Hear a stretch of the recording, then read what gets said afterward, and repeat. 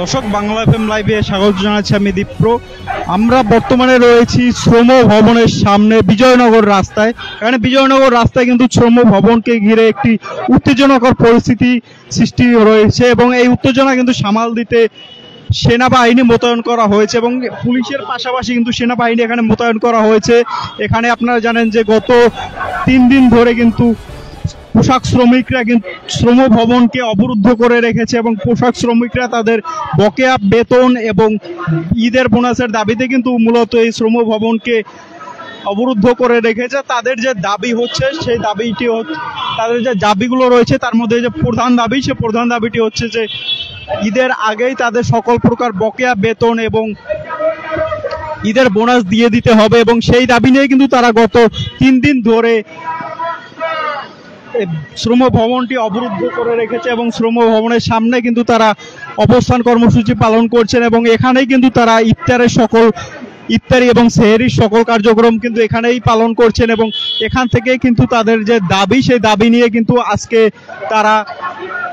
সচিবালয় অভিমুখে একটি যাত্রা করেছিল। সেই সচিবালয়ে যাত্রা করার সময় কিন্তু সচিবালয়ের প্রবেশ গেটে পুলিশ তাদের বাধা দেয় এবং পুলিশ তাদের ব্যারিকেড দিয়ে বাধা দেয়, কিন্তু পুলিশের উপর তারা দূর থেকে ইটপাটকেল নিক্ষেপ করতে থাকে এবং এক পর্যায়ে পুলিশ পরিস্থিতি নিয়ন্ত্রণ করার জন্য সেখানে কিন্তু কাঁদানে গ্যাস এবং সাউন্ড গ্রেনেড, সেই সাউন্ড গ্রেনেড এবং কাঁদানে গ্যাস এই দুটো নিক্ষেপ করে কিন্তু তাদের ছত্রভঙ্গ করে দেয় এবং এক পর্যায়ে কিন্তু পুলিশের সাথে তাদের যে পাল্টা ধাওয়া সেই পাল্টা ধাওয়া চলতে থাকে বাংলাদেশ সচিবালয় মেট্রো স্টেশনের নিচে থেকে এবং সেই মেট্রো স্টেশনের নিচ থেকে কিন্তু পুলিশ তাদেরকে ধাওয়া দিয়ে বিজয়নগরের দিকে নিয়ে আসে এবং তারা কিন্তু এই শ্রম ভবনের সামনেই অবস্থান করছেন এবং কেউ কেউ কিন্তু পালিয়ে গিয়েছেন, অন্যত্র পালিয়ে গেছেন, কেউ আবার এই শ্রমিকদের যে ভিড় সেই ভিড়ের মধ্যে মিশে গেছেন এবং এই শ্রমিকদের যে ভিড় সেই ভিড়ের সাথে কিন্তু মিশে গেছেন তারা এবং এই শ্রমিকদের যে আন্দোলন সেই আন্দোলনের সাথে সংহতি প্রকাশ করেছে বাংলাদেশের বিভিন্ন শ্রমিক সংগঠন, বিভিন্ন ছাত্র সংগঠন। তারা কিন্তু এখানে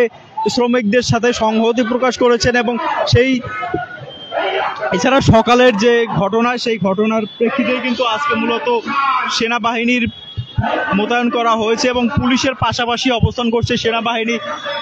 শ্রম ভবনের সামনে যে ইস্টার্ন আরজু প্লাজা, সেই ইস্টার্ন আরজু প্লাজার নিচে কিন্তু পুলিশ সদস্যরা অবস্থান করছেন এবং এই শ্রম ভবনের যে অপোজিটে যে বিজয়নগরের রাস্তা সেই রাস্তার এক পাশে কিন্তু অবস্থান করছে সেনাবাহিনীর বেশ কয়েকজন সদস্য এবং সেনাবাহিনীর মোট 3টি গাড়ি এসেছে এবং 3 গাড়িতে করে সেনাবাহিনীর সদস্যরা এসেছেন এবং সেনাবাহিনী এখানে কিন্তু অবস্থান করছেন। এটি মূলত পরিস্থিতি নিয়ন্ত্রণ করার জন্য মূলত এখানে সেনাবাহিনী অবস্থান করেছেন এবং পুলিশের পক্ষ থেকে যেটি জানানো হয়েছে, পুলিশের ঊর্ধ্বতন কর্মকর্তা পুলিশের ডিআইজি যেটি পুলিশের অন্যান্য সদস্যদের নির্দেশ দিয়েছেন, তাদের সেই নির্দেশনা অনুযায়ী আমরা বলতে পারি পুলিশের ডিআইজি কথা বলেছেন যে শ্রমিকরা যেখানে অবস্থান করছে সেখানে যদি তারা থাকে, অর্থাৎ বর্তমানে শ্রমিকরা যে শ্রম ভবনের সামনে অবস্থান করছে, শ্রমিকরা যদি এখানে থাকে তাহলে শ্রমিকদের উপর কোনো পুলিশের পক্ষ থেকে কোনো বাধা দেওয়া হবে না, শ্রমিকরা এখানে শান্তিপূর্ণভাবে আন্দোলন করতে পারবে। কিন্তু পুলিশের কাছে এমন নির্দেশনা দেওয়া হয়েছে যে শ্রমিকরা যদি এই শ্রম ভবনের সামনে থেকে বিজয়নগরের রাস্তায় চলে আসে এবং আপনারা দেখতে পাচ্ছেন যে বিজয়নগরের রাস্তাটা কিন্তু বেশ একটি গুরুত্বপূর্ণ সড়ক এবং বেশ যানবাহন চলাচল করে এই সড়কটি থেকে এবং পুলিশের পক্ষ থেকে বলা হয়েছে যদি তারা বিজয়নগরের রাস্তায় চলে আসে তাহলে কিন্তু তাদের সেই রাস্তা থেকে উচ্ছেদ করে দেওয়ার জন্য উপর থেকে নির্দেশ আছে এবং এই পুলিশকে সহযোগিতা করার জন্যই মূলত আজকে সেনাবাহিনী এখানে এসেছে। বিজয়নগরের যে শ্রম ভবনের সামনে যে রাস্তা সেই রাস্তায় কিন্তু সেনাবাহিনী রয়েছে বর্তমানে এবং সেনাবাহিনী এখানে এসেছে মূলত পুলিশকে সহযোগিতা করার উদ্দেশ্যে। এখানে পুলিশ যে শ্রম ভবনের সামনে অবস্থান করছে ইস্টার্ন আরজু প্লাজায়, সেখানে যে পুলিশ অবস্থান করছে, পুলিশ মূলত পরিস্থিতি নিয়ন্ত্রণ করার জন্য অবস্থান করছে। পুলিশের পক্ষ থেকে বলা হয়েছে যে শ্রমিকরা যেখানে আছে সেখানে যদি বর্তমানে অবস্থান করে এবং সেক্ষেত্রে তাদেরকে পুলিশ কিছু বলবে না, কিন্তু শ্রমিকরা যদি রাস্তায় নেমে আসে অর্থাৎ বিজয়নগরের রাস্তা অবরোধ করে কিংবা অন্যত্র কোথাও যাওয়ার চেষ্টা করে তাহলে সেক্ষেত্রে কিন্তু পুলিশ তাদের বাধা দেবে এবং পুলিশ যাতে রাস্তায় জ্যাম তৈরি না হয়, রাস্তায় যাতে কোনো ধরনের যানজট তৈরি না হয় সেক্ষেত্রে কিন্তু পুলিশ সচেষ্ট রয়েছে এমনটি কিন্তু তারা বলেছেন। অর্থাৎ শ্রমিকরা যেখানে আছে সেখান থেকে যদি তারা আন্দোলন করে, এই জন্য কিন্তু পুলিশের পক্ষ থেকে তাদেরকে বলা হয়েছে এবং পুলিশের পক্ষ থেকে কিন্তু তাদেরকে বলা হয়েছে যে তারা যাতে রাস্তায় না আসে এবং রাস্তায় আসলে কিন্তু তাদের উপর পুলিশ আইনানুগ ব্যবস্থা গ্রহণ করতে বাধ্য হবে, এমনটি কিন্তু তারা বলেছেন। এবং এই পুলিশকে সহযোগিতা করার জন্যই মূলত কিন্তু আজকে শ্রম ভবনের সামনে সেনাবাহিনী মোতায়েন করা হয়েছে এবং এখানে সেনাবাহিনীর মোট 4টি গাড়ি এসেছে এবং 4টি গাড়ি থেকে 4 প্লাটুন সেনাবাহিনীর সদস্য তারা কিন্তু এখানে অবস্থান করছেন এবং তারা কিন্তু এখানে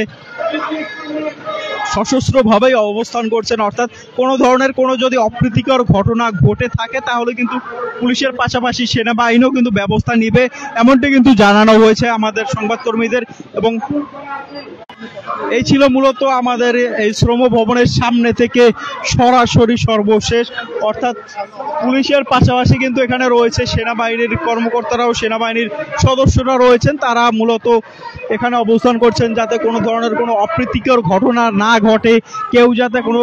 রাজপথ দখল করে না নেয়, কেউ যাতে রাস্তা দখল করে সেখানে আন্দোলন না করে, কেউ যাতে রাস্তা দখল করে সেখানে যানজট সৃষ্টি না করে, সেই দিকে কিন্তু লক্ষ্য রাখার জন্যই মূলত পুলিশের পাশাপাশি এখানে সেনাবাহিনী মোতায়েন করা হয়েছে। এই ছিল আমার কাছে শ্রম ভবনের সামনে শ্রমিকদের আন্দোলনে যে সেনাবাহিনী মোতায়েন করা হয়েছে সেই সেনাবাহিনী মোতায়েনের সর্বশেষ খবর।